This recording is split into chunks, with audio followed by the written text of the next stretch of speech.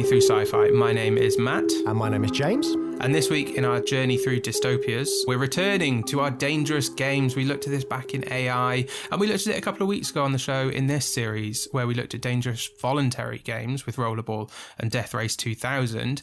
In these dystopias, we're looking at mandatory dangerous games, where you are forced to participate in these utter dystopian bloodbaths. What are the two films that we've got lined up this week, James? Yeah, there is no choice. We had no choice but to look at these two films for this episode. We are, of course, looking at The Running Man from 1987 with the fantastic Arnold Schwarzenegger again. Yes, get in. And, of course, The Hunger Games with Jennifer Lawrence from 2012. I mean, I'm talking about both of the stars, but they are stars in these films, aren't they? They are stars, and these are iconic movies, iconic 80s dystopian cheese, let's be fair, and iconic film of the young adult fiction movement of the last decade or so, Hunger Games starring Jennifer Lawrence. Yeah, there's lots of fashion in these two films as well, isn't there? Which we'll probably get into during the conversation. That. Fashion abounds in these two. But joining us to talk about these two films, we're very excited. Joining us in a moment, we will have Rob Watts. So he's going to be with us for the chat this week. That's very exciting news. Yeah, I can't wait to chat with Rob about these two films. I think it's going to be another fantastic chat on the podcast. Well, let's bring Rob in and get started on these two films. Welcome to Journey Through Sci-Fi, Rob Watts. How you doing, Rob? Hello, I'm very well, thank you, James. How are you? Not bad at all. I'm very excited to chat about these two films with you. Same. So to kick things off then, Rob, why don't you tell us a little bit about yourself and your podcast, KVIKMYNDAPOD? Am I pronouncing it right this time? That's not too bad, James. Yes, so I do a podcast called KVIKMYNDAPOD, which is essentially a made-up word meaning film pod. It's Icelandic, if you couldn't tell. It does sound like gibberish, I know, but it's basically a podcast all about films from Iceland, a country that I love, that I've visited many times. And, you know, there's so many film podcasts, as we all know.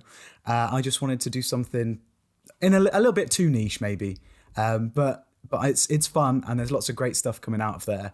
So I've been doing that with my friend Ellie for this year, actually. It's been a year of KVIKMYNDAPOD now. And really enjoying it, yeah. Not at all too niche. It's what podcasts are all about, isn't it? It's a great way to, you know, it's something you're really passionate about, and that comes through in it, and that's why it's great to listen to. And it's also like you don't have to be into Icelandic cinema to enjoy it. You know, you're taking us by the hand and leading us through Icelandic cinema. Trying my best, and hopefully, yeah, it'll just get Icelandic cinema out there in the wider world, get people to sit down and watch it. I mean, a lot of them are not easy to find, but we're doing our best to provide links and get them out there. Fantastic. I love that. Have there been any Icelandic sci-fi films that spring to mind? You know what? I genuinely had to do a little search because I don't think there have. There have been hundreds of sci-fi films that used Iceland and its landscapes I was gonna say. as the scenery. You know, I'm thinking Interstellar, I'm thinking Prometheus, things like that. But no actual Icelandic language films, which I guess is a bit of a shock considering, you know, how alien the world looks, the landscape looks. But they, you know, there's always traditionally quite a low budget affair coming out of Iceland. So, you know, bringing in those Hollywood film crews is the only way to do it, I suppose. Yeah, and you're totally right. The lush landscapes are just perfect for science fiction. I could picture like some of the more psychological, heady sci-fis of like the late 60s and the 70s being done with the Icelandic sensibilities. Like that. I'm thinking of also like films like Solaris, that sort of thing. Yeah. I can picture that kind of a sci-fi film coming out of Iceland, and I'm hoping for this. 100%. I'm hoping for a wave of Icelandic sci-fi at some point. You know what? It's coming. I'm sure it will be. It's quite, I can imagine, like you say, quite cerebral sci-fi with, you know, really interesting points to make that doesn't necessarily have to be overblown. Like this year, there's been quite a big TV series come out of Iceland called Katla, which is a sort of horror drama, sort of sci-fi thriller about people coming back from the dead, perhaps from underneath a glacier. No real explanation for what's going on. There's obviously going to be a second series, but I think that might be sort of leading the way for more exciting experimental kind of sci-fi stories. Yes, please. I'm going to have to check that out. That sounds really good. So on the topic of sci-fi, we're doing a sci-fi podcast. What is your relationship with science fiction then, Rob? Like, have you got any favorite films? How did you sort of like get into sci-fi as a genre? Well, I mean, I've never really thought specifically, until now, whether I, watch sci-fi or not. But obviously, like most people, I grew up with Star Trek and Star Wars and all that stuff. Although having said that, I haven't watched all the Star Wars films. Wouldn't worry about it, Rob. But, Shame on you, Rob. Oh, come on. But thinking about it, like a lot of crossover with horror, which is sort of my favorite genre, I guess. I will watch most sci-fi type films, whether they are action adventure type ones or, like I said, more cerebral language-based ones. Sort of Arrival in recent years was a favorite. Oh, so good, Arrival. Like Back to the Future, all that kind of stuff. It is funny. They're obviously, and you guys are going through subgenre by subgenre, and you've not even covered half of what there is. And yes, I guess I watch it all. Yeah, I think that's a really sort of like an honest response as well, because a lot of people, they have a bit of a stigma around science fiction sometimes, and they don't realize that a lot of the stuff they're actually watching is actually sci-fi. Like you're saying, like you could watch a horror film and it's still got sci-fi tropes in there, and then we would class that as a sci-fi film and stuff like that. And it's sort of like, it's very interesting how sci-fi sort of like, it gets into all these different kinds of genres, like comedy and action adventure, and sometimes verging on the fantasy. It's really interesting to see that about science fiction. But this series, we are looking at dystopian fiction. How do you feel about dystopias then, Rob? Well, it's funny that it is dystopias and you're having guests for this series, because I don't know, I honestly don't really know 100% why I love dystopia, but my year 10, year 11 essay at school was about 1984 and A Clockwork Orange. It was mostly about the language used in it. But ever since then, I've been fascinated with, these future worlds that are just usually awful places to be.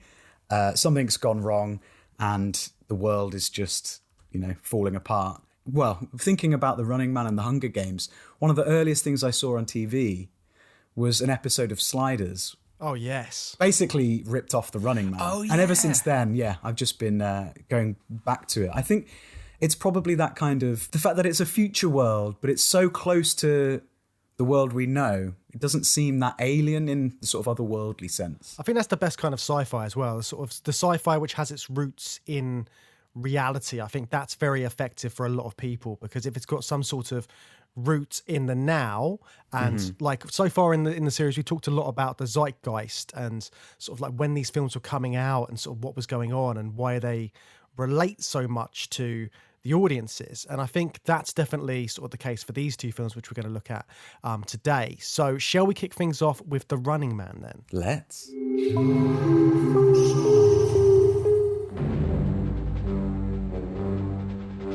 In the year 2017, an innocent man accused of a crime has a choice: hard time or prime time. Sensational. Perfect contestant. I want him. He must pay or play the running man. On your mark. I'll be back. Go!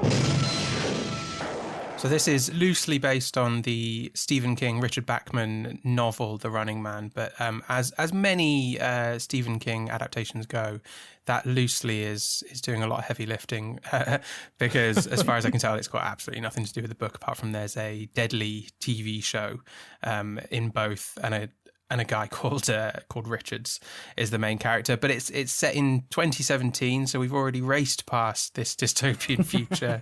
And it's all about this TV show, this reality TV show that's taken over everything.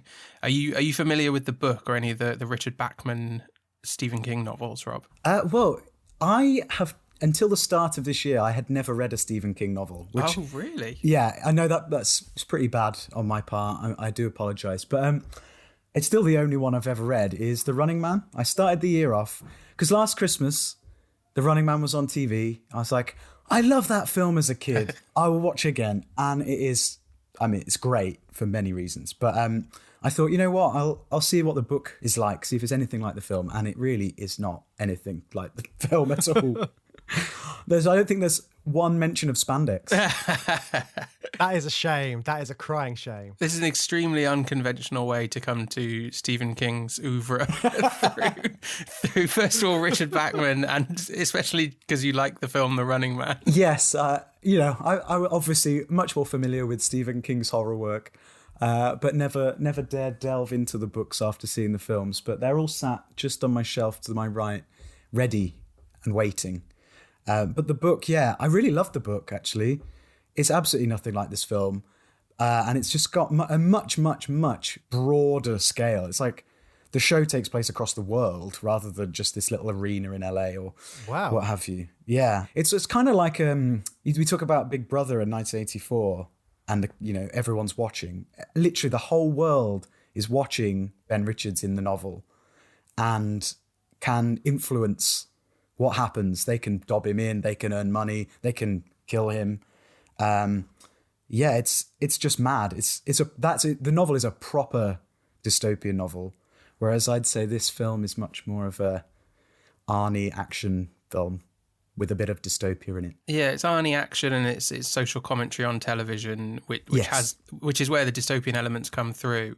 I did notice rewatching it for today that the dystopian world doesn't feel terribly fleshed out in the film, and you have to infer it all from the nature of reality television. But I do think that stuff is good. Like that commentary on reality TV is great and it's fun, but it's all on you to infer a dystopian future from a bit of text on screen at the very start and what you see in the TV show of The Running Man. Yeah, and those you get like one shot of high rises. There's always high rises, and then the poor people living in the slums. And that's kind of it. You're like, okay, that's the world we're in then. Fine. But yeah, I do love that whole reality TV as kind of propaganda thing. That's what this film does best, I think. Yeah, I think that's what it really drives at, doesn't it, with all of its themes and everything that's going on. But they do kind of try and give you an idea about what's going on in the world, like politically, don't they? Like they said there's food shortages and there's some sort of, was there like a market crash or something? Economic collapse. There we go. Like an economic collapse. Things are really shit. Who would have thought that could happen in the early 2000s? Yeah, it wasn't far off what really happened, especially in Iceland. I mean, this could have been our present now. It could have been, well, not 2017 because we're already way past 2017, but it's quite interesting that it seems like in a lot of dystopias, there's an economic collapse and then everything starts kicking off and then the totalitarian government sort of takes control and then that's when things get bad. Rules with an iron hand, which is a phrase that I don't think I've ever heard before. Iron hand rather than iron fist. Oh. I've never heard of it. Yeah, you have your fist. You have your hand in a fist. I'm holding my fist. I definitely know what that is. The iron fist. That's definitely historical. But yes, you're right. Iron hand. Iron hand's distinctly less threatening than an iron fist. They're going to slap you down. Yeah. The iron slap. I wouldn't want to get slapped by an iron hand. But that's how they're ruling. Yeah, and we kind of see that in the opening scene, don't we? So it's everything is in that opening scene really for the dystopia, which is that Arnie Ben Richards is he's some kind of law enforcement officer ordered to massacre 1,500 innocent civilians, and he refuses.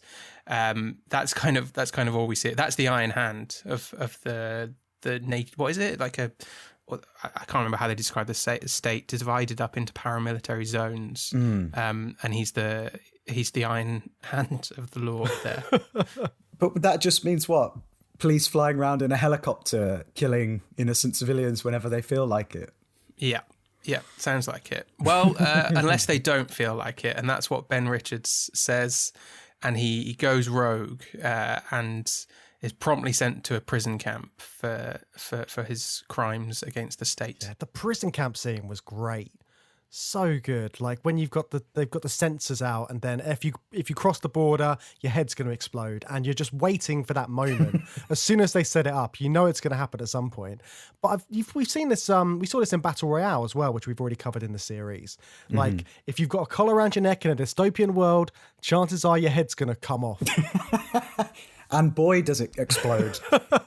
Yes, the guy, what's his name? Chico or something, the guy that goes running against all wisdom, goes running through the barriers. I mean, the film's called The Running Man. There's going to be a lot of running in here. He's not a running man for long, though, is he? It was pretty great, though. It looked amazing, the exploding head. I rewound it a couple of times because I really wanted to see what was going on, you know, because it's a real running man whose head appears to explode. It's great. Go ahead, do it. Shut down the deadline or we all lose our heads.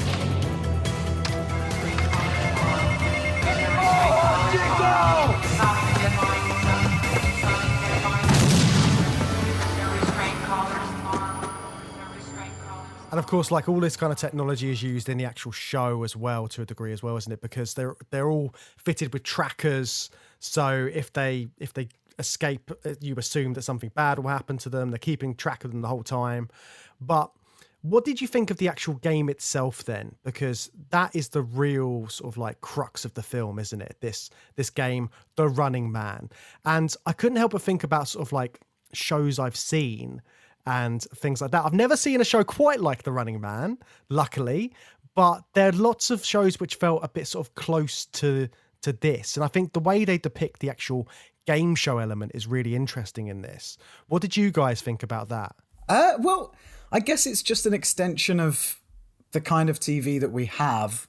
Things like, you know, Total Wipeout, where we're just happy to watch like people really injuring themselves on stupid things to earn money. It's essentially what this show is. It's certainly what the show is in the book. The change for the film is slightly more kind of cynical, like these convicts are doing the running. I guess it is just that, isn't it?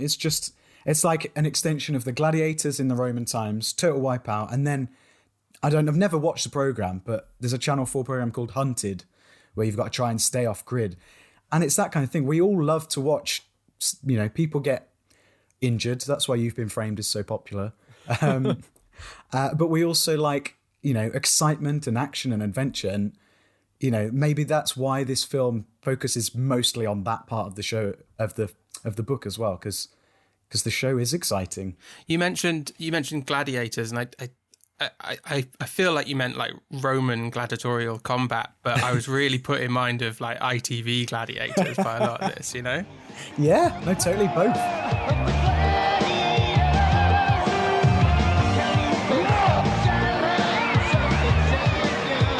Gladiators won't pick on people their own size. It's everyday people from all walks of life that will take on the might and muscle of ITV's superheroes. It's family fun. The competition's electric.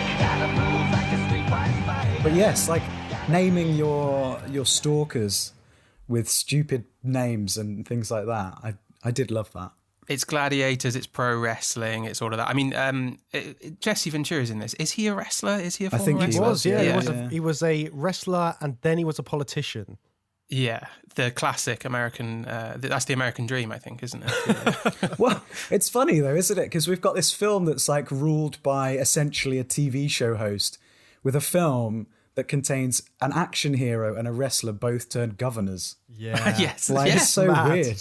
So mad. But he's fantastic, isn't he, Jesse Ventura? He's amazing in this. He's perfectly cast. He's larger than life. He's basically Hulk Hogan, you know, similar sort of school of acting as Hulk Hogan.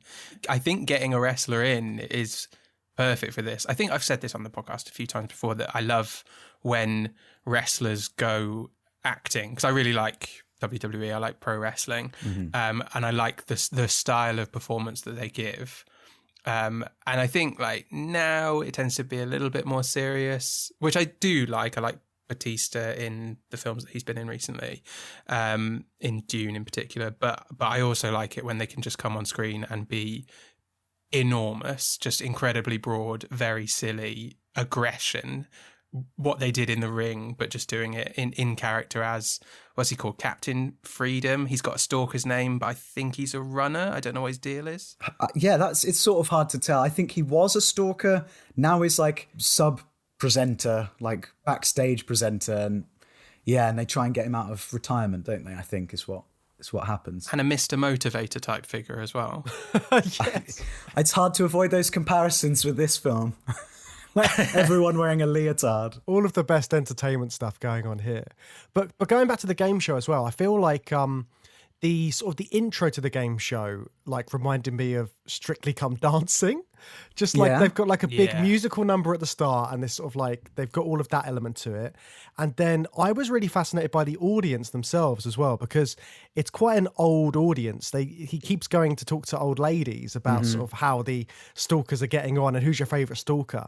And that is just very true of like your average quiz show. And I know you've worked on quiz shows, Rob, so you know sort of like what the audiences are like. Well, yes, I work on Tipping Point a lot. And, you know, our sponsor is Old People's Chairs. So do you think that kind of audience would want to watch something like The Running Man? I mean, it seems like it, doesn't it? Well, I mean, the whole world seems to enjoy excitement like that. I guess ITV's viewers fall away on their Saturday night shows. But, I mean, I don't live in a dystopia, but if it's the only thing on TV and you've been programmed to watch it, why wouldn't you? I mean, the women in the crowd get given all these gifts as well, and they get the chance to be involved in the show and the hype. I think it's just the hype, isn't it? We all get swept up in hype. And I think I probably would act like Charlie's mum from It's Always Sunny if I was in that crowd, just going absolutely mad. Isn't it? Oh my God. Is it? Oh, wow. This film is just full of all of the best actors and actresses. Exactly. But yes, 100%, old people watching men get run down for sport. I can believe it. Yeah, they're totally on board with it. And we should talk about Arnie as well. We've kind of tiptoed around him. But we love to talk about Arnie on this podcast. You must have covered him a lot, right? Yeah, what have we done? We've done Terminator, we've done Total Recall. Yeah, we love Arnie. Always happy to talk about Arnie. When this was slap bang in the middle of his like golden period, wasn't it? Like I guess he started early 80s, right the way through to the early 90s, mid 90s. He was just as a kid of the late 80s, early 90s. He's the guy. He was the guy. So just watching this was just par for the course, I think. And it's the height of Arnie action star still, isn't it? Because it was really more. Well, this is quite late 80s, isn't it? This is around the time he would have been turning to comedy with Twins. Twins was, I think, the late 80s. So we're gonna get to that stage of Arnie, but he's still best known as the big muscle man, kicking ass. He's transitioned away from being the terrifying Terminator to the nice hero Terminator. Oh no, wait, he hasn't done that yet, has he? This is pre T2, but he is the big action star. And I did think this was a great showcase of that particular brand of Arnie talent. Yeah, to me it felt like they'd gone, right, let's figure out the next big Arnie vehicle. We've got plenty of one-liners here, plenty of people for him to beat up. Let's shove him in a spandex suit and go for it. Like I said before, I feel like this was an Arnie film with dystopia sort of wrapped around it rather than the other way around. Because in the novel, Ben Richards is sort of the exact opposite of Arnie. He's a very physically, weak person. He's in the novel. Sorry, I'm going to reference the novel a little bit. No, please do. Essentially, in the novel, he enters this game show voluntarily, doesn't get framed as he does in this film. He's looking to win money to look after his daughter who's severely ill and will die without getting any medicine. And they're super poor. His wife's turned to prostitution to get any money in to the family. They're living in the slums. So he enters this show, which no one's ever won. He has to survive for 30 days in the world, being hunted by stalkers, but not with fun names like Sub-Zero or whatever they are. And yeah, he basically is just like a man just so desperate to survive and look after his daughter. And it's far, far, far bleaker than you could imagine from this film, which is all kind of colourful and exciting. It's particularly interesting that Richards volunteers for the show in the book, because we chose these films for, this is our second Dangerous Games episode, and last week we were looking at Dangerous Games where you volunteer to get into it. Like we looked at Death Race and Rollerball for that, and this week it's Dangerous Games where you're forced into it. And I was thinking about that watching the film, because there's this sort of strange setup where Killian talks him into volunteering, manipulates him and forces him into volunteering, quote unquote volunteering. But I didn't understand the point of that, because they clearly force his friends and the woman, they're all forced into doing it. I don't fully understand why Richards ever had to volunteer. I don't know if that might be is that like a holdover from the book in the many, many revisions it must have gone through to get to this storyline? I don't know. It seems likely. I guess if that's how the show is sold to the viewers, that these people have volunteered, then it needs to make that clear to the crowd. Killian just wants someone who's going to be good in the game to entertain, and they found the right guy, but needed to be a bit fast and loose with the truth. He's a cop. He's the butcher of Bakersfield. Come on, Mick. You can see through that crap. It's network propaganda. We don't know that. We know we wouldn't be here if he hadn't helped us. We also know he's not one of us. Perhaps now he's seen too much. I've seen too much? All I've seen is a bunch of low foreheads who think they can change the world with dreams and talk. It's too late for that. If you're not ready to act, give me a break and shut up. I feel like Arnie's character, Ben Richards, is a bit of a dick, though, really. Like, I wasn't really on side of him when he first kicked off, because for a start, he breaks into this woman's flat, and then he takes her around. He's like, I could snap your neck if I wanted to, so you better get me on this plane. And he's just a bit of a dick throughout the beginning. I mean, obviously he's had a hard time. He's been put in a prison camp. Things are pretty bleak for him. But he threatens this woman. And then there's one moment when he's about to, he's obviously pissed off because he's going to be in the Running Man and he's being forced into do it. But there's a guy who gets him to sign a contract and he stabs him in the back with a pen straight afterwards. Like, he's quite a violent man, but I couldn't quite work out his character. His character is violence, isn't it? Yeah. It's like, that's why he's there. Comic violence, for the most part. I mean, that scene's pretty funny, though, as the guy's just reading. I am your court-appointed, what was it? Not lawyer. Theatrical agent. That is it.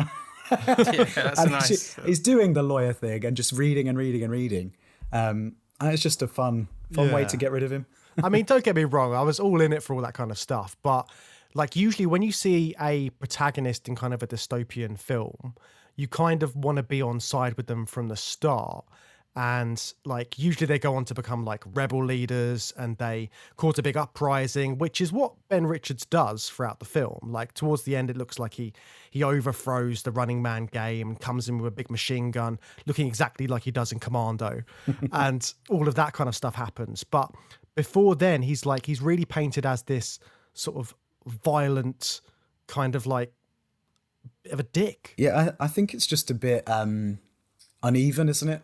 The film as a whole, it's a bit it's quite poorly directed, I think. But because I think they think we'll be on his side because he chose not to kill the people. So then we've got our in point of like, oh, he's a good guy with a good heart. But then it's sort of like, well, we need to get him from here to here. What's the easiest way to do that? Get Arnie to blow up a whole load of people and, stab a guy in the back, and then he can do more of that, but to the real bad guys. Because I had a thought just before it came on, was that he doesn't really have anything to do with the uprising, because he gets them free and then he just fucks off to his brother's apartment and then tries to go to Hawaii. Like, he's not really interested in like taking down the government. He just wants out of here. I think that's an interesting observation. Yes, he does help, but he's mostly motivated by fairly simple revenge. He wants to kill Killian. He wants to take down the Running Man TV show as an extension of Killian. But I didn't get a sense that he was ever sort of ideologically aligned with the grander resistance movement. He happens to have similar short-term goals to them, and so will overthrow the TV show. But yeah, it was I thought it was basically just revenge for Richards. He was never this ideological leader of the resistance. Yeah, 100%. But we do they do make efforts to remind you of his fairly relatively good moral compass. Like, yeah, so he doesn't kill those 1,500 people, right on, as you should, Richards. And then like halfway through the film, he refuses to kill Dynamo. Dynamo crashes his car, and he's like, "I won't kill a helpless human being," and then he just walks off. So it's just like they wedge that in about the middle of the film just to say, remember, he is a good guy. We've shown you that it's Arnold Schwarzenegger and can tear them limb from limb, but like literally, Sub-Zero gets like, was it like razor wire or something? I can't remember. Garroted by razor wire. Then I don't know, is it before or after Dynamo cuts someone, through the balls? Yep. Buzzsaw gets his own buzzsaw. Yeah. Love it. I think it's either immediately after or immediately before Buzzsaw, isn't it? So there's something there about weighing up those two things and just saying, like, by the way, he's the good guy. It's okay what he did with the chainsaw. It's interesting, isn't it? Because the audience, they don't see anyone as the bad guy except for Ben and his mates. All they know is this one video they've seen of him doing something the video is very, very bad that they see because it's all edited. But the only bad people they see are the ones running, not the ones doing all the killing on camera constantly every day of their life. It's weird. I guess this is why it's a dystopia, is that like the main attraction is not necessarily innocent people, but people getting killed every day. That's just random, very weird. And it's how the media are manipulating the storylines of the show as well. I think that's so interesting because, like in 1984, you see how the government is manipulating sort of like the newspapers and what people's what people are finding out about the war, the supposed war that's happening like across the pond and stuff like that.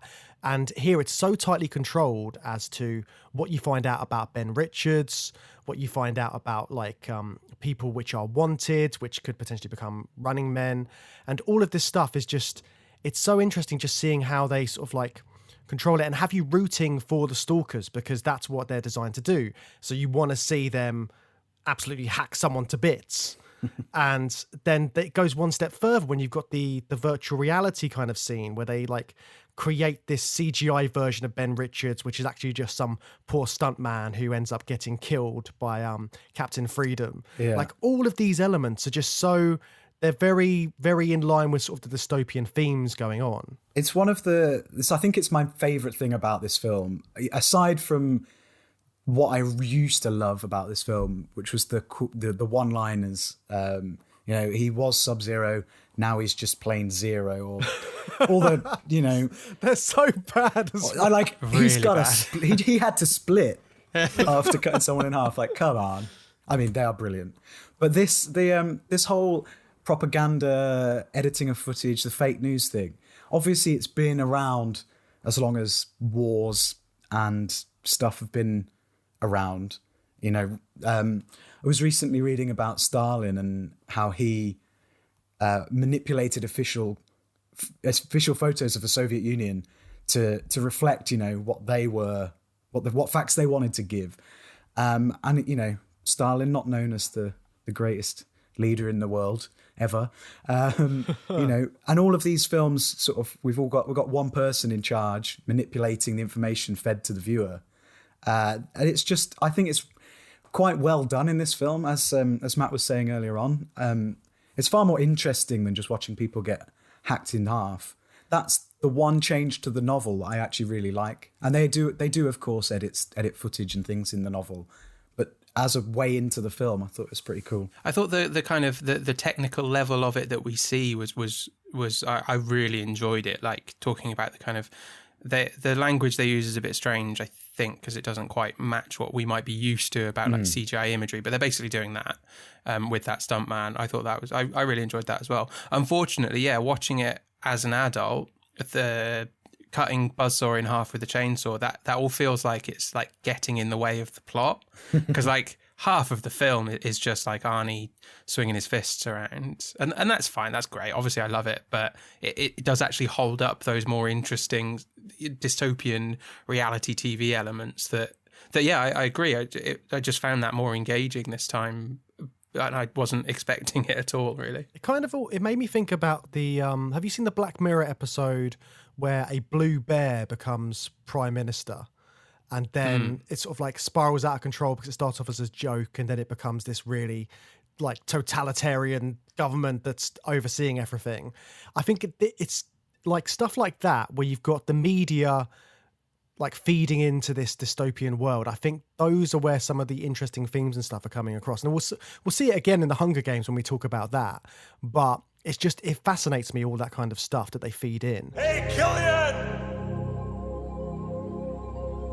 Here is Sub-Zero! Now, Plane Zero! What happened to Baza? He had to split. You cold-blooded bastard. I'll tell you what I think of it. I live to see you eat that contract. But I hope you leave enough room for my fist, because I'm going to ram it into your stomach and break your goddamn spine! But going back to the sort of the entertainment-y side, obviously we talked about the stalkers and their sort of like their quirks and stuff. What did you think about the stylized way that they were put together? Because you've got like, they've all got like weird little powers or like gimmicks about them. What did you think about that? Well, it's like Matt was saying, it's very much Gladiators, isn't it? Like, and it gives Arnie a chance to be puntastic by having names like Sub-Zero, and his thing is that he skates. He's an ice hockey skater. And ice is cold.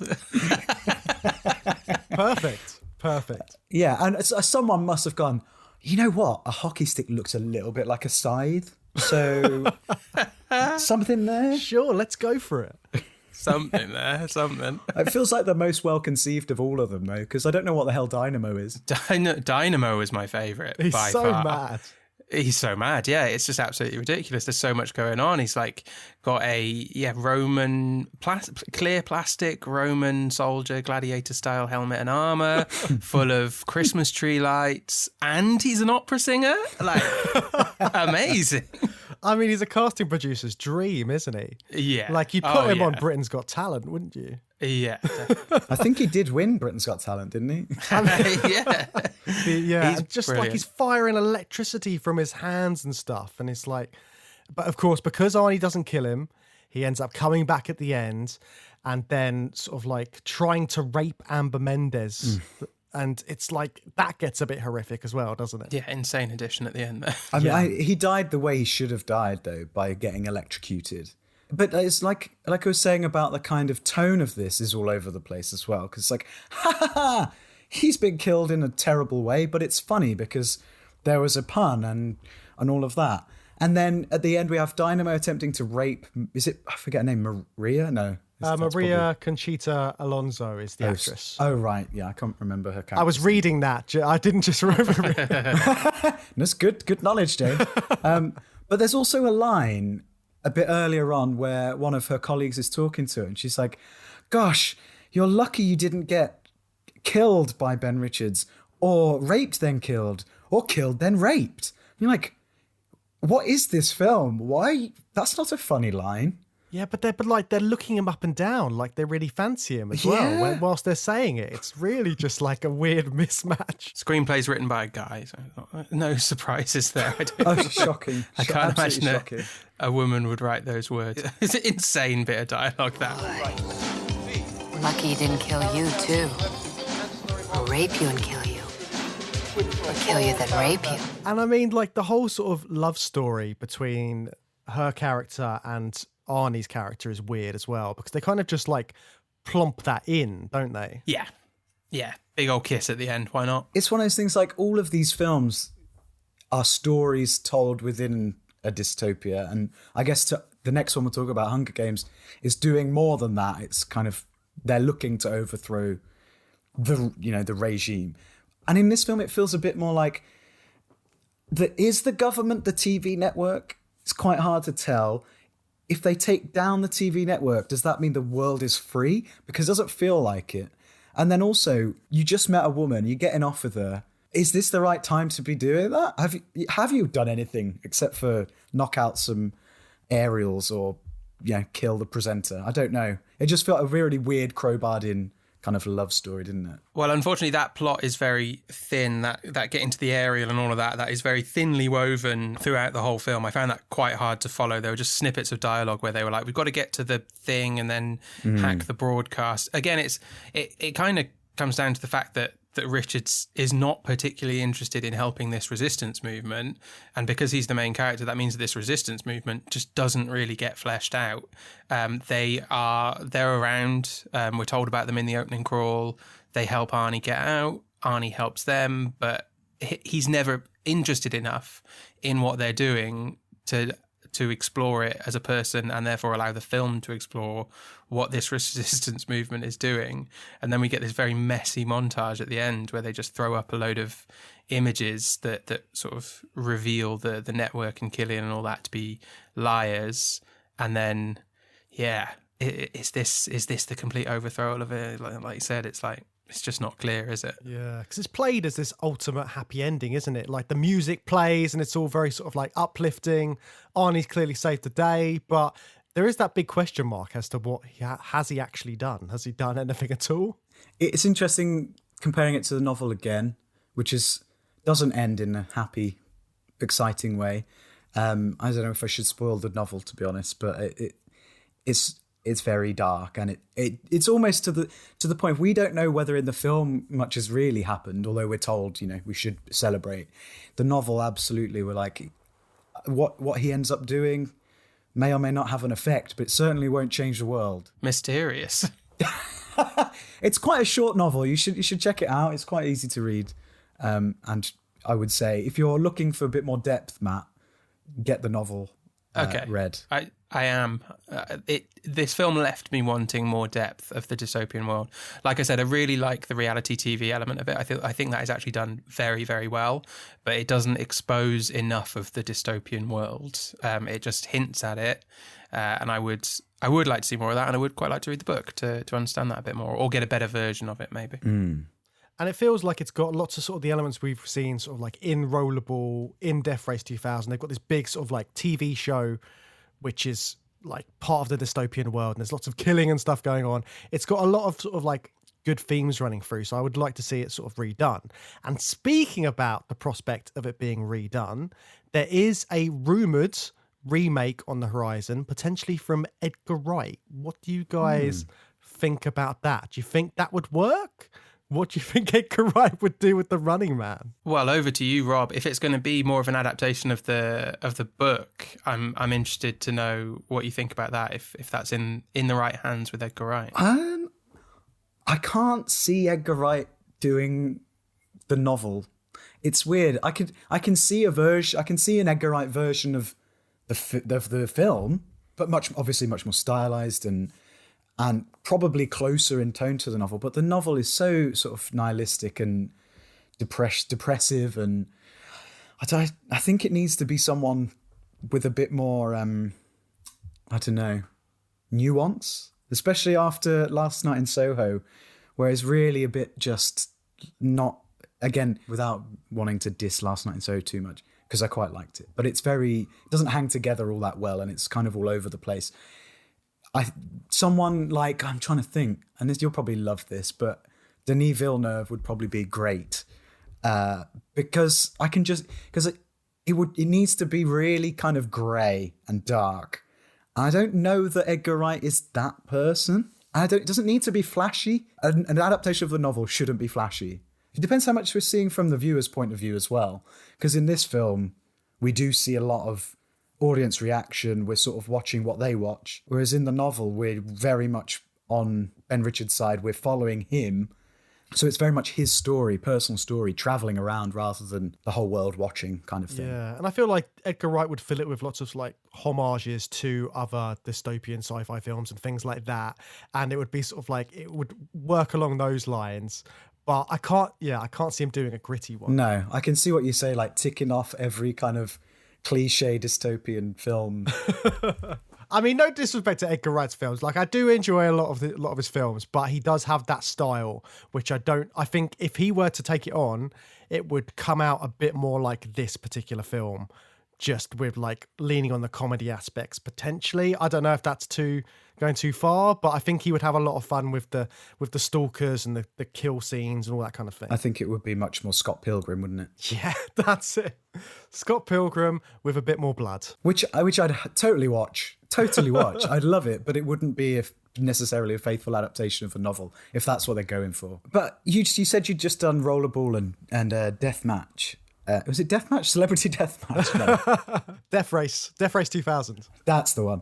I was keen because I think growing up, I loved sort of 80s action, but 80s dystopia films because they really just looked like the 80s or what the 80s thought the future would look like, which was very much just like the 80s, but worse.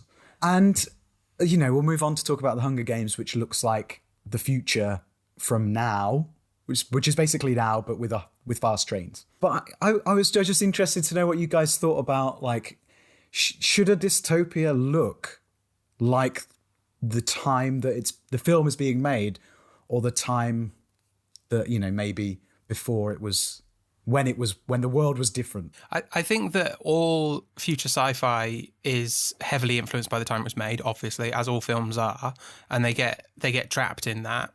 But I do think that like dystopia might be the subgenre that it is most forgivable and sometimes even preferable to make your future look as much like the time period that you made your film as possible. Because most of the time these dystopias are they're commentary on what's going on in the real world. So it's TV for both of these films, but for The Running Man in particular. So 1980s bloodlust TV, that's what's going on in The Running Man. So I think it's wholly appropriate for these dystopias to be rigidly fixed in their 70s, 80s, 90s, early 2000s, whatever, looking like those time periods, but attempting to present a future, possibly a distant future, a not too distant future, whatever it is. I think dystopia is the one where it feels like, yeah, this actually plays into the story rather than being a possible, like, a sticking point mentally, like, oh, this just looks like the 1970s, the 1980s. I think it actually works in dystopia's favour, is my opinion. Because we have seen it in like films. We saw it in Clockwork Orange, it very much looked like the 70s. Saw it in Fahrenheit 451, that adaptation of the book. So we've seen that kind of stuff already in the series. But yeah, like you're saying, Matt, it's sort of like you can forgive it because they add on sort of like a few elements which make it a little bit futuristic, but without going overboard. And I think when they do that with a dystopian film, that's when it's sort of more long lasting. Whereas like with this one, it is super 80s. There's no doubt about it, but you can kind of forgive it in some moments. But there are other things which are just sort of like are a little bit overkill, like the spandex, which we talked about. The fact it's like an Adidas spandex suit as well. Adidas, yeah. Yeah, so it's like, it's so specific. Yeah, and I actually, that's a good point, because it's a funny thing to pick out in this film particularly, but the choreography I saw was done by Paula Abdul, who's, huge dancer choreographer. But like, it's like they thought, and this is obviously not a consideration for this film, but like, you know what? Maybe in 30 years, dance won't have changed. Like, unlike any other art form, dance just has remained 80s kind of, whatever you call that style of dance. I just thought that was quite an interesting wrinkle. But aesthetically, I think I prefer sort of 80s, 90s dystopia, just because it looks, I don't know, more tangible. Maybe just because we lived through it, but yeah, I think it's something that always draws me back to those rather than the maybe CGI. Yeah, I think it's the realism, isn't it? Because it's like shot in that realistic manner. It's literal sets. There's not much CGI at all. It's all like practical effects. I think that is part of the charm of these kind of films. I got some bad news for you boys then, because the next film we're going to be talking about is very heavy on the CGI and pretty low on the practical sets and effects, although there's a few. But shall we move on to The Hunger Games and a much more recent dystopia then? Yeah. So, Matt, I was thinking you could combine these two films if you were taking part in the Hunger Games, but you did so whilst doing The Running Man. What do you think? Continue. I mean, that's just it. That's all I've got. Okay.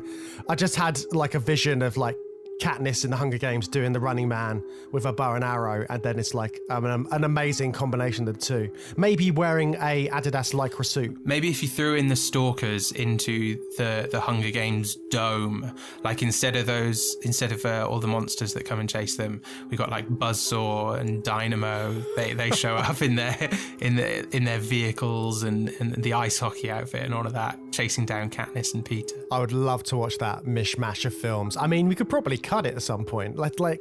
Someone could cut that film together and it would be hilarious. I mean, we could do that, couldn't we? If we had enough support and resources, we could really commit some time to doing that. Is there a way that people could support us and loan their resources in order to enable this project, James? Well, there might just be, Matt, on our Patreon site. That's a good point. If we get enough patrons, we can quit our jobs, become full-time fan movie makers, and create an edit of the Hunger Games and The Running Man as one mashup movie.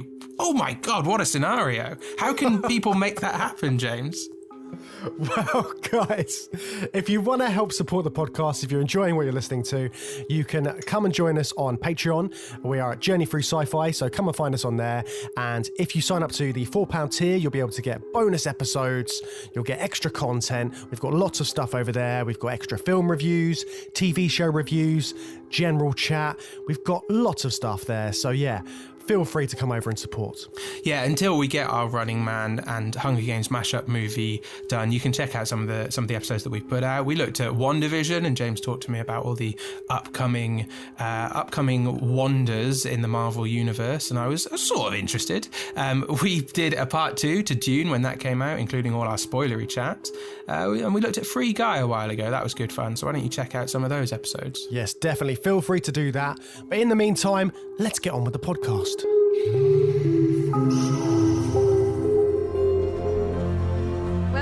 Welcome. The time has come to select one courageous young man and woman for the honor of representing District 12 in the 74th Annual Hunger Games. It's your first year, Prim. Your name's only been in there once. They're not gonna pick you.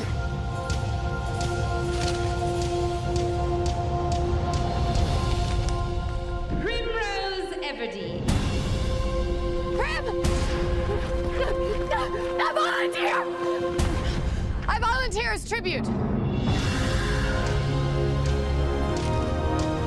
Our tributes, Peter Malark and Katniss Everdeen. They just want a good show. That's all they want. There's 24 of us, Gail. Only one comes out. Okay, so we're going way, way back to 2012. Do you guys remember 2012? That's before the events of The Running Man. Craziness. And of course, we are talking about The Hunger Games, the film, which I don't think passed anyone by because it was so popular. People absolutely loved this film. It was like crazy successful, wasn't it? And the books were massive.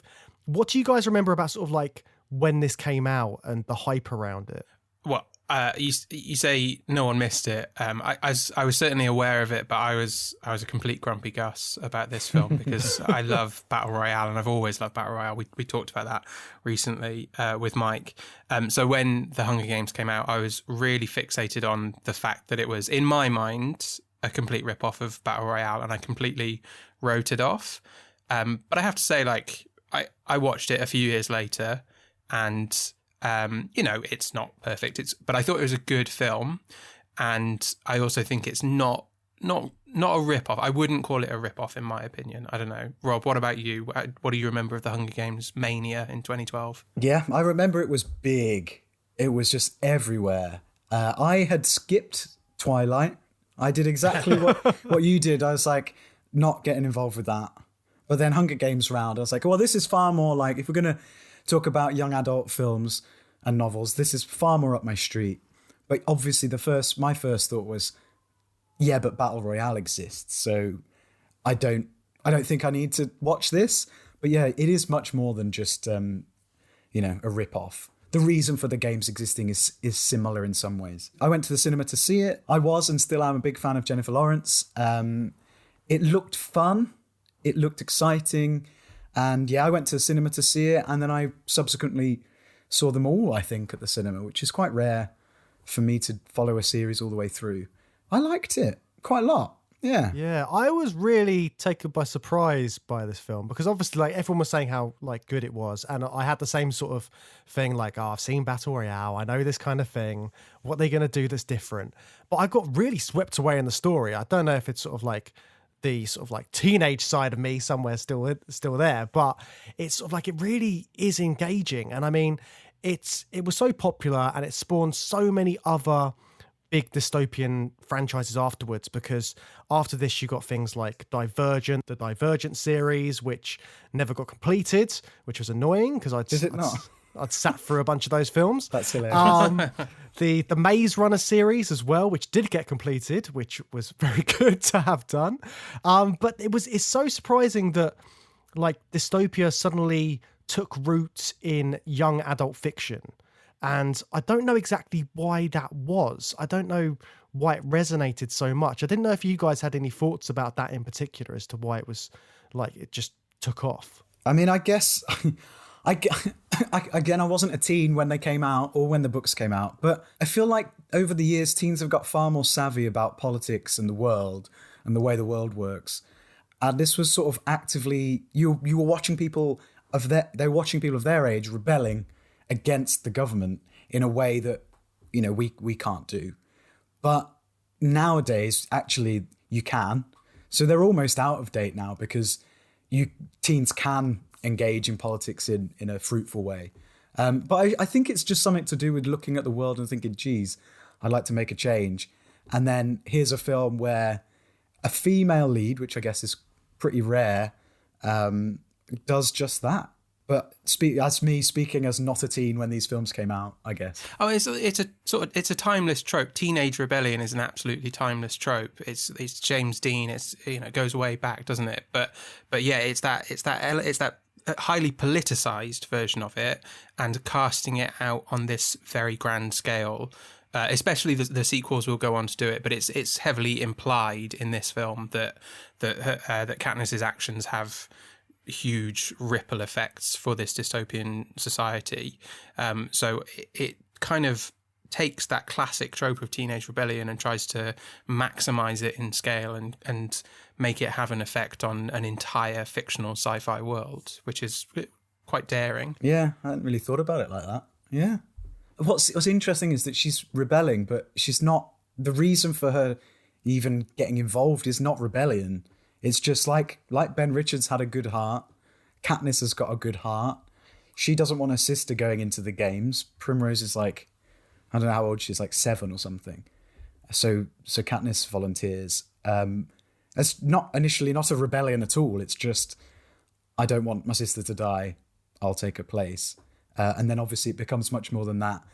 And one of my favourite things about the film is watching Katniss grow and become much more savvy about how the world works and how Panem works and how the games work and all of that. And that's really, really interesting. And then seeing the rebellion from there. Yeah, Jennifer Lawrence does that quite well because she's got this kind of street smart, savvy aspect to her with her hunting that she does just off her own back. So she's sort of well prepped to enter the Hunger Games and do really well, basically. And Jennifer Lawrence does that really well. With her stepping in for Primrose, we have seen a bit of this trope of like humanity and love coming up against a crushing, brutal dystopian government. So 1984, that's a huge theme of that book, the romance element, book and film, sorry, the romance element.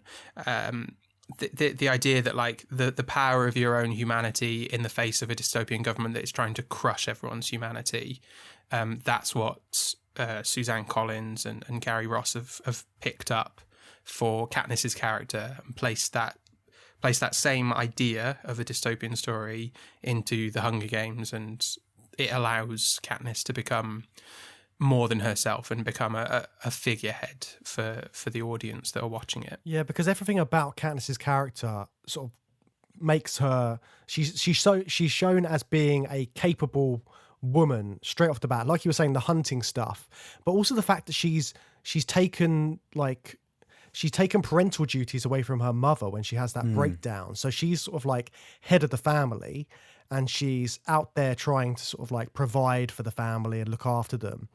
But like, she's going through some terrible stuff in this dystopian world as well. Like, there's the scene which they keep going back to where Peter is throwing the bread to Katniss, and you can see how hungry she is and sort of like how bad things are for them sort of like in this sort of like district.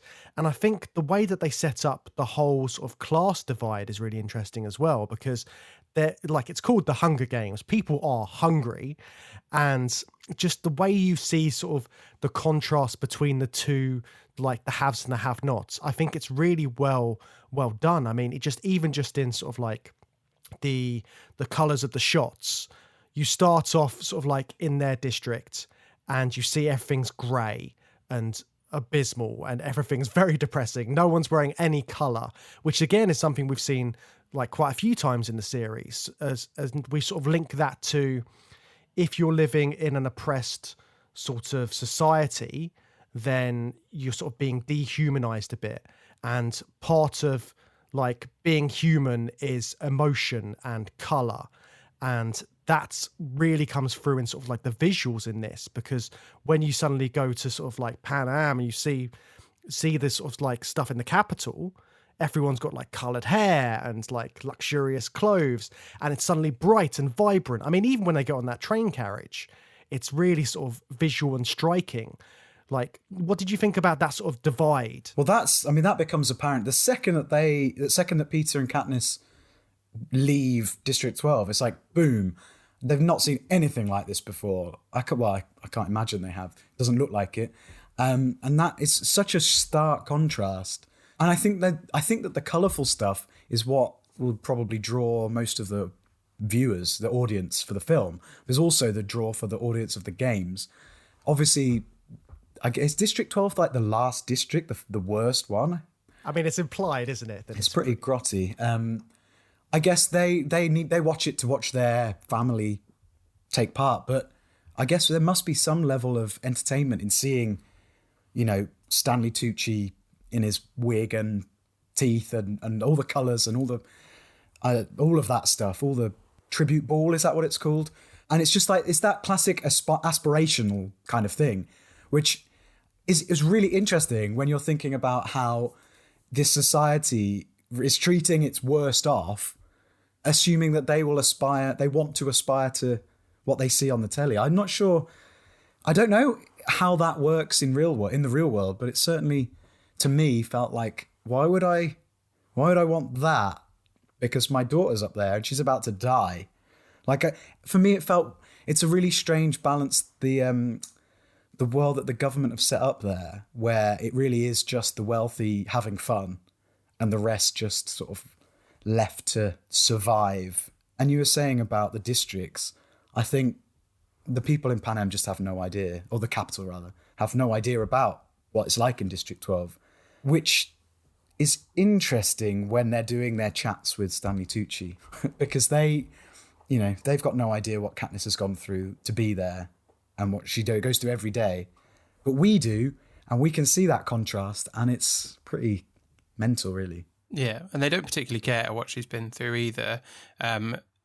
Not necessarily. Well, Caesar, Stanley Tucci's character, he's doing his job, but he's a bit sleazy. But he's interested in the narrative of Katniss. He's not necessarily interested in the conditions of District 12. He's only interested in the conditions of District 12 to the extent that they inform the hero's journey of Katniss and make good television. Basically, he's, as a character, like within the universe of the Hunger Games, Caesar is impeccably good at his job, as is Stanley Tucci playing him. He's fantastic in this film.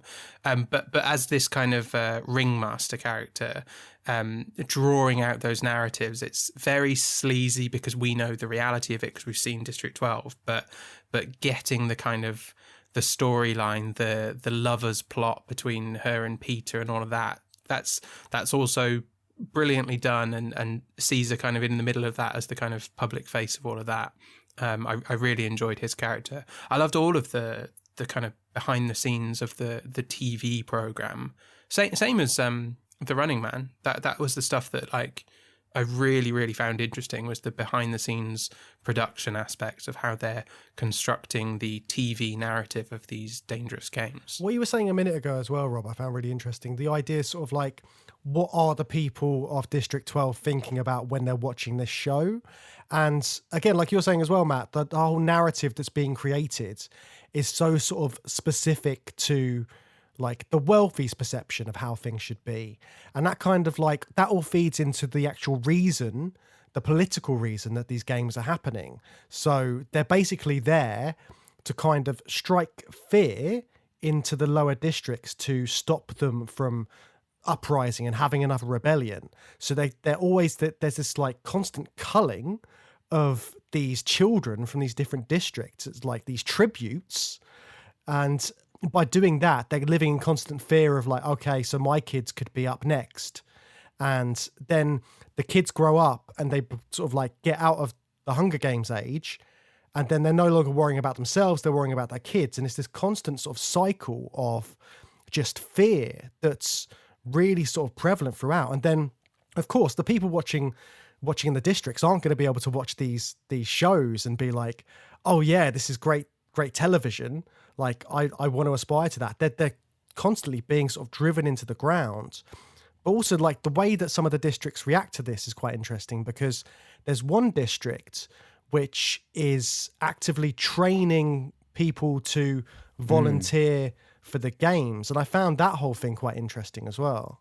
Well, I guess it's the different levels, because what I think the film is less good at is showing that the districts are sort of, they're kind of almost tiered to the point that if one has the does technology and they're able to train their people, whereas District 12 doesn't have any food, so they can't even survive to practice anything almost, I guess. Yeah, and the fact that they haven't got any food and they're coal miners as well. There's something in that, like the whole sort of, like a lot of the dystopian stuff, the early dystopian stuff we looked at when we looked at the film with Charlie Chaplin, Modern Times. It's about industrialization and that kind of thing. You've got industrialization in here from the sounds of it with the districts. So like each district has a sort of like a different resource they're looking after. And yeah, looking after coal in this sort of futuristic society is pretty much down on the bottom of the ladder. Is coal super important to the capital? We don't learn how it's run, but I guess it must be. If District 12 did rise up, I mean, we can pretend like we haven't seen any more films. But like, if they did rise up, would that shut down the capital? That's the whole point, I guess. Yeah, that's not particularly fleshed out in this first film, is it? We get hints of, it's interesting how compartmentalized they are, but we don't get a great deal of it. But another one's the fishing district, isn't it? They get mentioned because there was an opportunity to do a bit more with that, I think. It's a great scene where they ride in on their chariots and Katniss has the flaming gown, but they're going against tradition there, aren't they, with her girl on fire motif. This girl is on fire. Every time I just kept singing that song in my head. They're going against tradition because the tradition would be to have an outfit themed around coal mining, because and that's where we get the mention of the fishing district, because one of them is their outfit's fishing. It would have been a great opportunity to actually show a bit more of the other districts' outfits there, so we could actually see what those districts are like just visually, very quickly.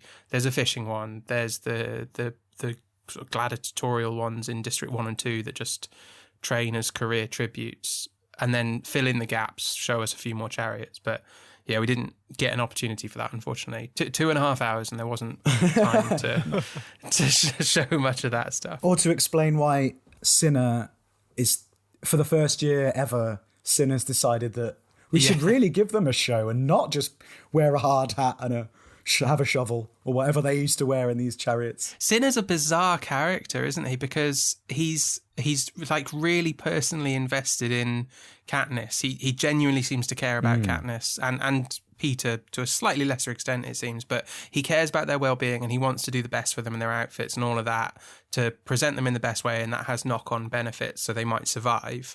But you can assume that Cinna, year on year, or for however long he's been doing this job, has been dressing up children to march them off to their deaths. Like, you know, he's such a sympathetic character, but yeah, what has he been like when he's been sticking a shovel in their hands? He's just been like, yeah, perfect, I've nailed it, you look great. Yeah, there's no driving force really, other than maybe he just thinks Katniss is far more interesting. That's the kind of thing. It's a bit of a stereotype of young adult fiction, isn't it? That the lead heroine is just, everyone's just besotted with how wonderful they are. I couldn't read the book. I found the book incredibly frustrating to read because Katniss sort of narrates it, and she's just constantly saying how plain and boring she is. And it was the same thing. I tried to read the first Twilight book, and it's exactly the same thing. Bella's just banging on about how plain she is, and then Edward shows up and has an interest in her, and it blows her mind out, you know. And it's the same with Katniss. Katniss is just going on about how, like, oh, you know, I'm not very good at talking to people. There's thankfully only like one line of dialogue in the film along those lines. But yeah, it's the same thing. Cinna just, everyone just magically sees how wonderful the heroine is, and then comes alongside. It's a good job it's Jennifer Lawrence, because she is incredibly likable in everything. So she's able to sort of fill in the personality gaps of Katniss. Yeah. Just thinking about it as well, there's something in that sort of like the stylizing of the districts that is very reminiscent of the Running Man, isn't it? Because they're gladiators with different powers, different sort of like things that are associated with them, and we're seeing it again here. So it's like another thing that's coming through. Well, for me, going into this film, I was like, because it takes an hour to get to the Hunger Games, I was like, I thought I was coming to watch kids get killed. What is all this stuff? And yeah, obviously I can appreciate the story and all that, but it does take a while to get to that point. And it is fun to see them all using their related equipment kind of thing, the girl with the knives, and they're really, I find that really interesting, all the different sort of people. And even the ones from, is it District 1, where they've actually got like cool names like Glimmer and Spark. Sound a bit like My Little Ponies or something. But fantastic. Yeah, I loved all of their little sort of like quirks again. Like the one which really cracked me up was bloody Peter's. And because he decorates cakes or something, he's really good at makeup. And then like there's the moment in the actual games where he's like in full camouflage and he just grabs her hand, and I was just like, what the fuck is this? That is one of the funniest moments I've ever seen. How does he even do that? Yeah, what resource has he used to cake icing his face into a rock? Yeah, has he got a mirror? Has he, like, I don't know, I mean, amazing. Quite surprising, but it's very funny, especially it looks, the colours and just everything about that is brilliant. It's somewhat set up in that we know that Katniss is going to be given a bow because she demonstrates that she's very good with a bow, and then Haymitch is like, there will be a bow. So you can sort of infer that when Peter had his one-on-one with the sponsors, he went in and painted his face with cake icing. Or it could be a sponsor that's like airdrop something in, but it just doesn't work. It is funny, and it just shouldn't be funny at that point in the film. No. And it's such a premium example of like, that's something from a book that you just scrape that out and you don't put that in your film adaptation because it looks insane. But then he doesn't have any skill. So what does he do? He can lift heavy things. Oh, that's true. That is what he does, isn't it? Yeah. I do like that scene where they're looking at you like a piece of meat or something, and then he just like lifts something and just chucks it across the room. Like, throw that thing. Okay. And they're like, really good. Sure. Legit. Okay. Yeah. I love that. He's used to carrying bags of flour. He's really strong. He's not good at flour. He's not good in any other sense, but he's got strong arms. And that actor is like, he's so much smaller than Jennifer Lawrence, like Josh Hutcherson. Like if you see him in real life, and he's meant to be this sort of like this strong baker boy, And just like I couldn't look at him at anything other than like the guy who's much smaller than Jennifer Lawrence throughout the film. Yeah. I find Peter to be a bit of a wet lettuce. Big time. Oh my God, Peter! Peter! I used to decorate the cakes down at the bakery. Oh. I'll show you. What I did like about the kind of relationship between Peter and Katniss is that the sort of the reality of what they feel for each other is always incredibly muddy. Like, I think you can take it on face value that Peter has a crush on Katniss, which he says in the interview with Caesar. But at the same time, he's more readily engaged with the process of appealing to sponsors. He's slightly more savvy to how the playing for the audience works. So that's a bit of a wrinkle in really believing his feelings. And then feelings appear to develop between the two of them, but by that point in the film, both of them are fully aware that the more it looks like they're in love, the better their chances of survival and all of that. I actually really like that, and it gets better as the film goes along because the romance is murkier, and that stuff plays out in the sequels, I know, but like even in this film, the murkiness of it is very well done. Yeah, like I said before, I love that stuff. I think as you see Katniss learn how the game works and how to play and manipulate the game makers and everyone involved, it's really interesting because she's obviously like, why the fuck did you tell them that I'm in love with you, or whatever it was, that you're in love with me?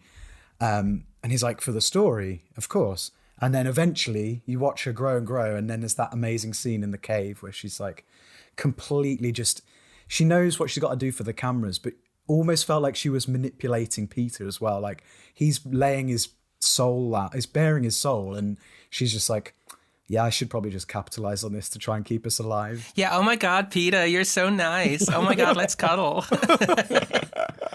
Yeah. And also like the fact she's got a Hemsworth at home is kind of like it makes it that much more, you see that in those moments, because I think if they didn't make it so blatant with that kind of stuff, you could watch it and be like, oh, actually, she quite likes him now.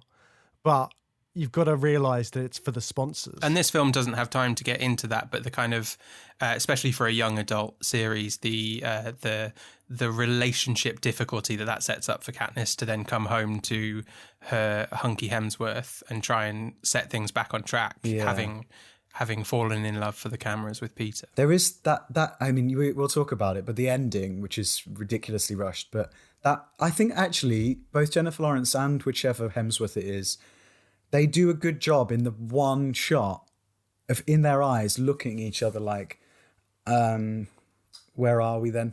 Kind of thing. Like, yeah. Because I think a longing glance. Yeah, I feel like Katniss knows that she's not in love with Peter, but he just has no idea what's real and what's not, and that's fascinating. And I don't remember quite much about the sequels, but they definitely do something with that, don't they? But also, like their relationship is not defined, and they're young. They're just kids. Like they are certainly like flirty, and they clearly have something going on, but they're not like a defined couple at the start of the film. They're just kids who seem to have a crush on each other. So Gail's at home watching all of this unfold, and you know, we can all remember being 17, 18 years old. You would not be able to handle that very maturely, seeing the Hunger Games on screen. At least he's not seeing the girl he's got a crush on get brutally murdered in the games. It's probably better, It's probably better to see it as it unfolds. So let's talk a bit more about the games then, because they are like, again, there's so much build up to the actual games themselves, and they are really exciting. Like I was properly into it when it was all happening, and they're sort of like rushing to get their equipment, and you're wanting Katniss to get a bow and arrow, all of this stuff. It's really well put together.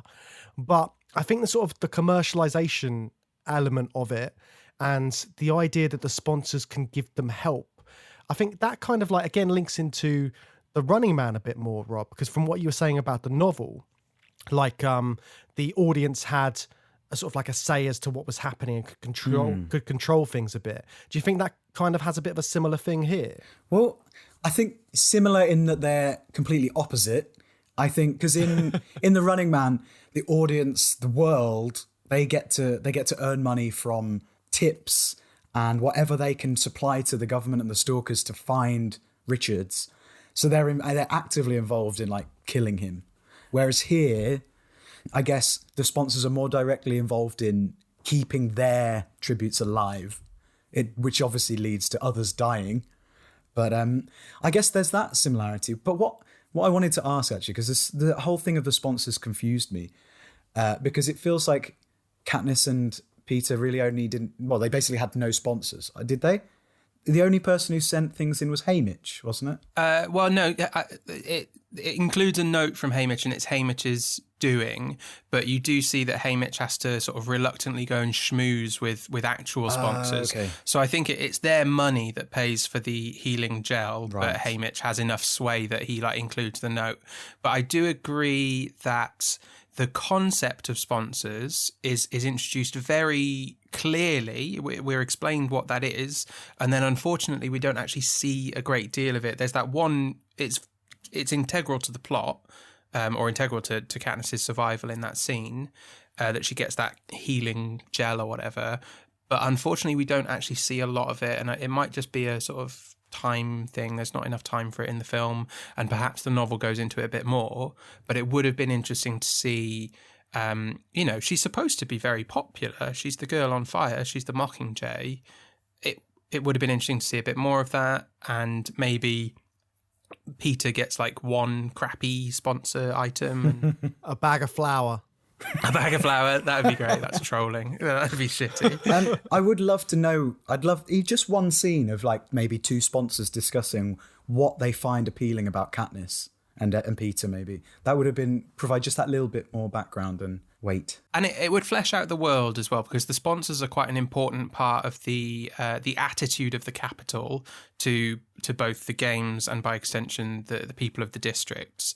It's quite callous that they will, that flaunt their wealth to pick their favourite of these plebs from the districts and chuck them a breadcrumb of a healing gel. It tells you quite a lot. But you're right, if we could actually see them discussing it rather than frustratingly seeing it in silence. Haymitch has this schmoozy conversation, but you don't actually hear any of the dialogue, and it's incredibly brief. Yeah, it was a good opportunity to really flesh out the capital and how monstrous the culture is, but there could be some sensitivity in these characters and what they like about Katniss, but they're in this unfortunate monstrous system and kind of swallowed up by it. So happy to throw some money at Katniss to help her out. Yeah, it's a missed opportunity, I think. You really want to know how to stay alive? You get people to like you. Oh, not what you were expecting. When you're in the middle of the games and you're starving or freezing, some water, a knife, or even some matches can mean the difference between life and death. And those things only come from sponsors. And to get sponsors, you have to make people like you. And right now, sweetheart, you're not off to a real good start.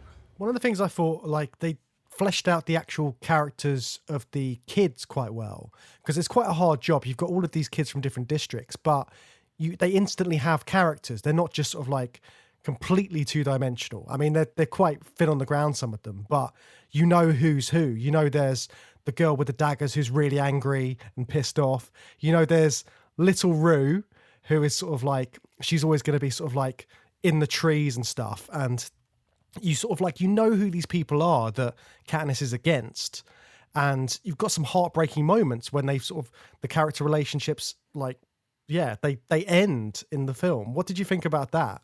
Well, firstly, I thought it was very clever of them to kill off half the kids in the first 2 seconds of the Hunger Games so that we get to know the ones that are left and not 24 people. And that's an amazing scene. Just like this, like seeing actual blood was surprising. Not enough, if you ask me, but actually, for 12A, I thought it was pretty hardcore. But I quite liked the characters, and I quite liked, one of my favourite things was the relationship that Katniss then has with Rue, and the way she learns from the other characters. She is basically up against, Katniss and Peter up against that one band of like super athletes, which we're always rooting for the underdog, always, and Katniss has always been the underdog. But here is so obviously clear that she's got to find a way to take these guys out without, sacrificing Peter, because she doesn't want him to die, even when he's not part of the equation, I guess. Yeah, although it's confusing, isn't it? Because when we're first introduced to that gang, Peter is a part of that gang, and Katniss doesn't really know what's going on. So he gets lucky there that things play out as they do, because if she'd had a bow on her, it might not have worked out so well for Peter. It's true. I mean, she's just got that belief in herself. She knows she's so savvy. You're such a clever character that she's up in the trees. Peter's not got a clue where she is. She can observe, and I guess she kind of figures out that he's just trying to keep himself alive, like they all are. I don't know whether like Matt says, whether I could forgive him for that necessarily. Yeah, well, she has that like weird hallucination, doesn't she, when she's like high off with the bee sting or whatever it is, and she's like, "Oh, Peter's telling me to go away. He must be all right." He's like, yeah, all of that's a bit murky again. That scene is incredible. The whole what are they called? The flap tracker jackers. Oh my god, it's like properly intense horror. Even with all the CGI, I thought it was just the girl when the tracker jackers attack. I wouldn't want to be surrounded by wasps or bees or whatever they are, but it is brutal. The girl gets completely annihilated by them, and we see her kind of corpse all bloated, and that's grim. And then it just feels so intense, especially when Katniss is hallucinating, because the whole film, the way it's shot goes in and out, and you're in there with her. You're like, the stakes are so high here, anything could happen, and she's got no idea, what's quite going on. I just found that entire scene to be so horrific and intense. I loved it. Yeah. And the fact that they're manipulating the world as well. All of these guys in the gallery, they're making these things pop up. They're making these like crazy dog creatures, and things like that. And then it's never clear exactly how they're appearing out of nowhere. Like, I don't know if they're like genetic or they're like some weird. I just have no idea. It's true, because we see the woman in the gallery sort of doing that thing, the Minority Report thing. And then the dogs sort of appear out of the ground, don't they? So I was like, okay, well, and it happens with the fire as well. The fire's the first thing we see that's manipulated like that. And I was like, oh, but I couldn't remember having seen it the first time. But I was like, oh, it's not real, but she thinks it's real, so she's running away. But then she's obviously scared of it. She must be able to feel the heat, so it must be real. So then how are the dogs real?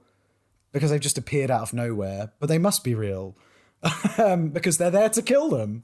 We get a bit of like narration for the TV show audience, but also for our benefit, about the tracker jackers, saying that they are this genetically engineered species of wasp that are super, super deadly, which is a little bit clunky but necessary. But that also that lends a bit of understanding to the monkey dogs or whatever they are at the end of the film, that they must be similarly like genetically engineered, and with the Minority Report like building them up, and with the fire as well.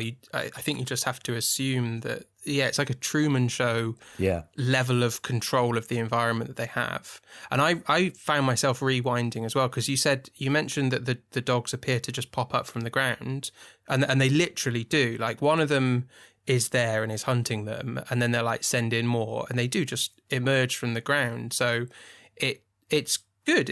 I thought it was good. It gets your mind racing at like, well, what have they got? Like, what is the mechanics of this dome? Like, is it a completely empty space that they fill up every year? It looks like a natural forest, but they have this insane amount of control that is appropriate of a authoritarian dystopian government controlling absolutely everything. Of course, they can create this insane arena where they have perfect control and can drop a burning tree in front of your path at any given moment. It's terrifying. It's the perfect metaphor for the whole film, I guess. It's like they're stuck in this bubble that's being manipulated by the government, but that is just the wider world as well. It all links in, doesn't it? And the fact this is happening to kids as well, I think, is just the most horrific thing.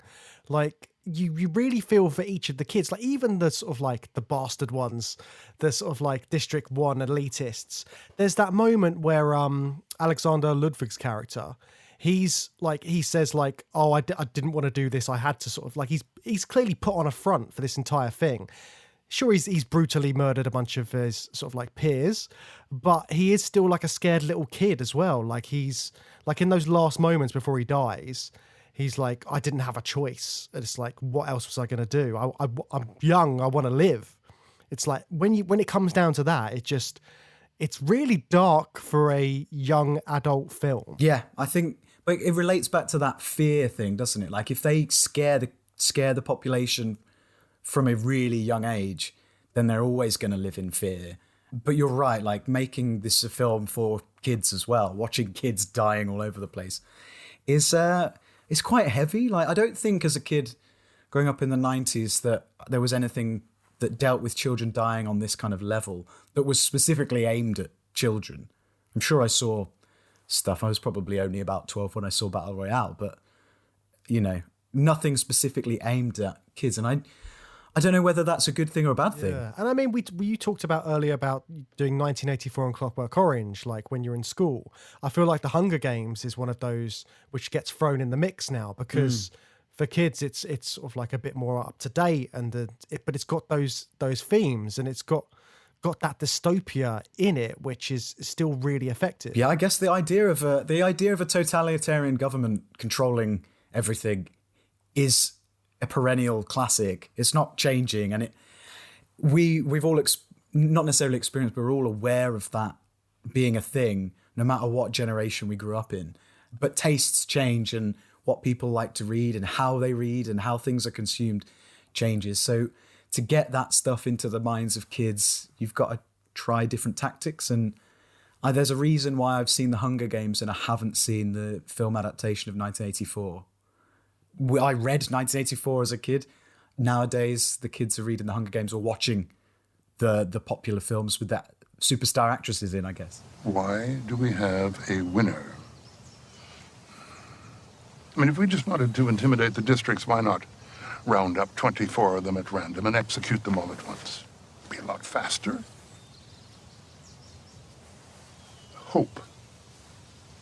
Hope? Hope.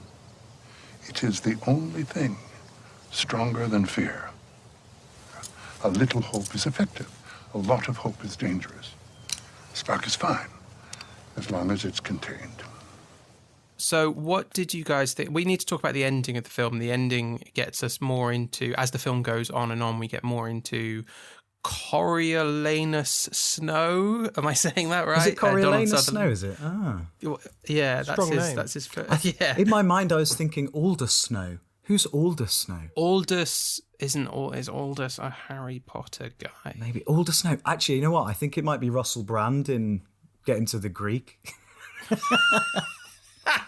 But Coriolanus Snow. Coriolanus Snow, brilliantly played by Donald Sutherland as a sort of friendly, chilled out grandpa who is also absolutely terrifying and menacing. But he's a really interesting figure in a dystopian story, isn't he? Because he is the figurehead of a dystopia. He's Big Brother, and we don't always get to see our heroes interact with the figurehead of the dystopia. What did you think of the showdown? I hesitate to call it a showdown, but Katniss meets him face to face. What did you think of that moment at the end of the film? Well, I don't know how much she knows about Snow, but it's one of those things, like, it reminded me of the third film, which got criticised for being just talking. But actually, that's the stuff that's really interesting as well. And those two they only say about 5 words to each other. He's like, congratulations. She's like, behind her eyes, just like, fuck you. Yeah, you stuck me in this position. I've won through sheer kind of gall and a bit of savvy. And then he's like, the people in your district must, think you're a hero or whatever. And that's exactly what he wants her to be. Because what's it he says at the start? Something like, a little bit of hope is good. Yeah, hope is stronger than fear, or something like that. Yeah. And everyone's living in fear, but that little glimmer of hope is all they need to think, okay, things could be all right. And their showdown, as you say, I like that word for this scene because it's really not action. It's really just in the eyes and in the way they speak to each other. I think it's fascinating because Katniss has been through this ordeal, but I think coming face to face with the person who's put you there and put everyone else there is probably the impetus for her to, do what she then does later on. It's fantastic sequel bait, isn't it? Because 100%. It's a very Empire Strikes Back ending. It ends on a bit of a down note. Like, everything works out. Our heroes escape mortal danger and get away from the villains, but it's just such a downer. There's this heavy implication that bad things are going to happen to them, and we're not through the worst of it, and the worst is yet to come, which is fantastic sequel bait. It's great for your first franchise movie to have this tense little moment of talking that leaves you thinking like, oh, okay, I want these characters to actually really have a real showdown. Yeah. I want there to be a clash between these characters. It's not over. It's only just beginning. And it's because they've cheated the system, haven't they? Because they're not both supposed to survive the games. And it's almost, I think Snow's fear as well is that people will have too much hope. Because the way Katniss conducts herself, she's like, she helps Rue out. She basically causes like a riot in one of the other districts when that happens. And like even things like the salute that she gives, it's all kind of like leading up to being a leader of a rebellion. And it's all this sort of stuff which is in there in this first film that will sort of spiral out throughout the sequels. Is her three-finger salute supposed to be an act of rebellion from the beginning, or is that like a Panem gesture that is just accepted? It's actually a little bit unclear. I know it becomes representative of the rebellion, but what's it supposed to be at the start of the film? Yeah, I'm not sure. I think it must be an accepted form of some kind of salute, like Boy Scouts or whatever. Maybe they existed in the before times. She is a bit of a Boy Scout after all. She's Scouts very just in creative, general. Yeah. She's got a wilderness badge. Certainly. But that's such a good example of how she learns to play and use the games to great effect, because she's suddenly aware that there's an audience around the world and she can affect them. And like, she might have, saved Prue because she didn't want to see a young girl die. But when that happens, she's like, okay, well, now I've proved to be her ally. If we can somehow, combine districts, this could lead to something more. So she's like playing the game, like, right, look to camera, salute the camera, because there's no other time in the film does she look at the camera directly. She knows exactly what she's doing there, and it's such a powerful moment coming after the powerful moment of Rue getting is it a javelin to the heart? Bloody hell! Yeah, it's interesting because like I was saying before that like it's the humanity of Katniss coming up against the brutality of the system. But what's interesting here is that she's become aware of that duality, and she's manipulating it. So she knows that she's been humane and kind and shown kindness, and that is going to highlight the brutality of the system. But she's deciding to manipulate that and also working within the brutality of the system. She knows how this is going to play for an audience. Like you said, she's become aware of that. So yeah, it is interesting. And she's grown so much of a character, and that savviness is really showing at that point, because she can still be kind and humane, but she is also self-aware of the disruptive power of that kindness that she has. And that restraint she has with Snow right at the end. Like, I can't imagine the Katniss of the start being that restrained and just sort of like saying thank you. Whereas, if she had survived and not changed, she probably would have pushed him off the edge, which might have done the same thing as like the 3 next films, but we won't know. Yeah. I really want to watch the next 3. I've never finished this series. I think I've seen 3 out of 4. Unfortunately, like, it's one of those series where it's fairly clear, broad strokes how it's going to play out, but I do want to pick it back up and see where it goes, having seen this again. Yeah, I think I'll probably do the same. And I think I was the only one who really liked 3. I was happy not to see just them run around the Hunger Games again. I really liked it. Yeah, I think it's a pretty decent young adult series for sure.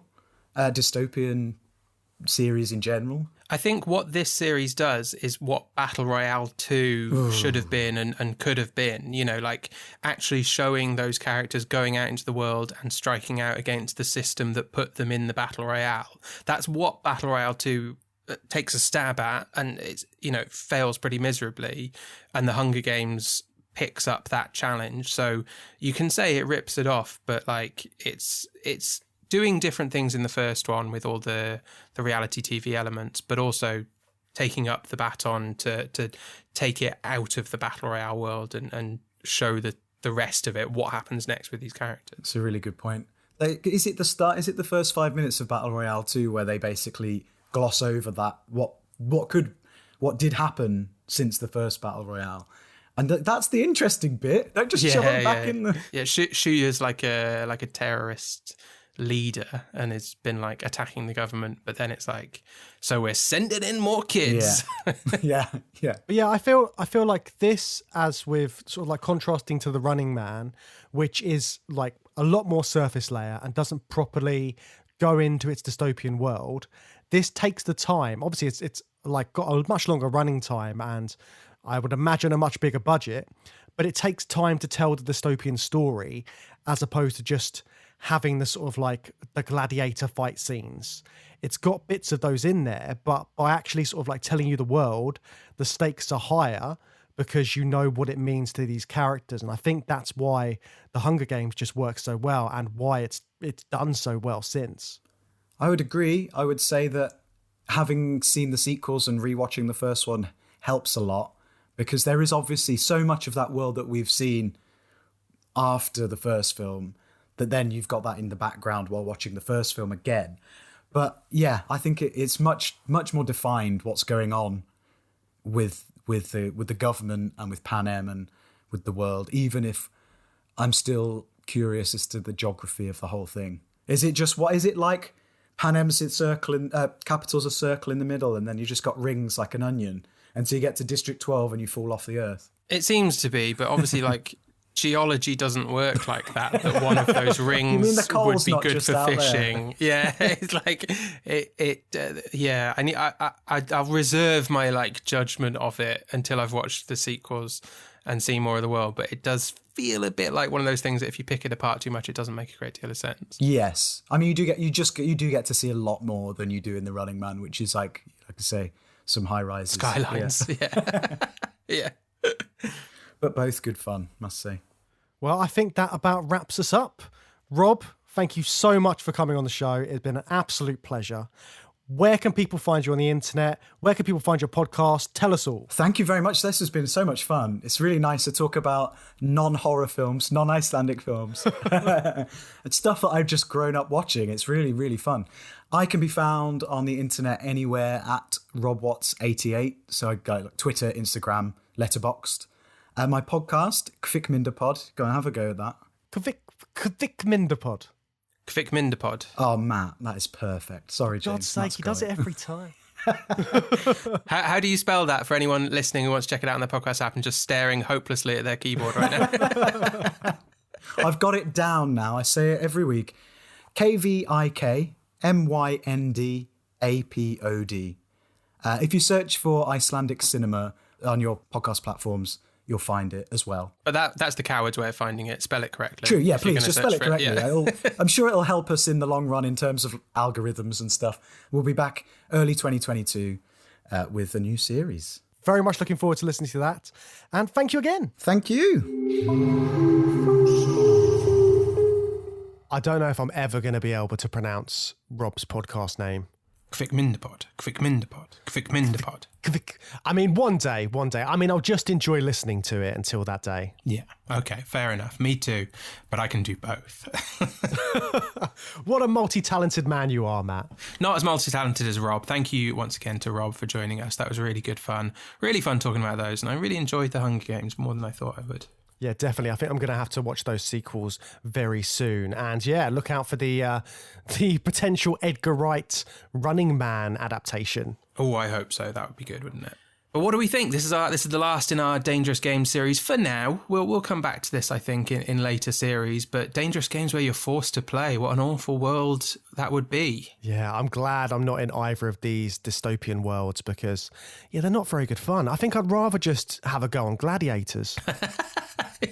Yeah, we lived through the kind of pleasant version of the dystopian mandatory games, but those were dystopian voluntary games, James, weren't they? Like Rollerball and Death Race. Yeah, I don't think I could be forced into any of these games. Like, yeah, they don't end well anyway, do they? For anyone involved. Imagine if Gladiators was still going, but ITV had run out of participants, so they were just like enlisting the public, and you had to do it like jury duty.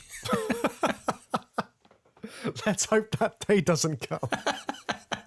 I think we're still a long way off from that. We're faced with more realistic, more pressing issues, such as, for example, the issue of overpopulation. Hey, that's a real thing, man. Places are getting too crowded. Maybe we need to talk about that next week, James. Yeah, people are getting far too jiggy and making lots of babies, clearly, in these dystopias. And to illustrate that point, we will be looking at 2 films dealing with overpopulation in dystopias. We've got Soylent Green next week from 1973. Of course, the only guy for the job for Soylent Green is Charlton Heston in that one. Good to see Charlton Heston back in the big time sci-fi. Now, I've never seen Soylent Green, but I know one thing about Soylent Green. I think it's the same thing everybody knows about Soylent Green. Oh, no, what are you going to say? Oh, I'm not going to say it. It's a spoiler. But I don't actually know anything else about it. So I'm really excited to see this because I know it's a real classic, but I've always been put off by the one thing that I know, which seems fairly major. Yeah, let's see if we can figure out what it is. Next week. But we're pairing that up with another film dealing with overpopulation. It's on Netflix, so you can go over to Netflix and watch that. Hopefully it's still on there. I think it's a Netflix produced film.